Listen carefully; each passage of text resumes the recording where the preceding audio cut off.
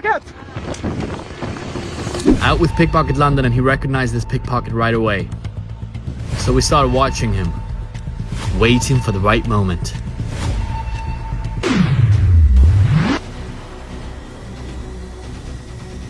Pickpocket! Pickpocket!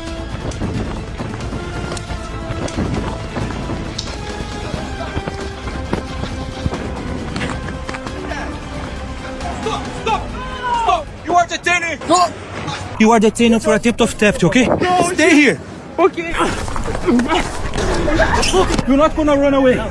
Stay here. You're about to get locked up. They won't let you out. Police! Police! Police! Over to your front, over to your front.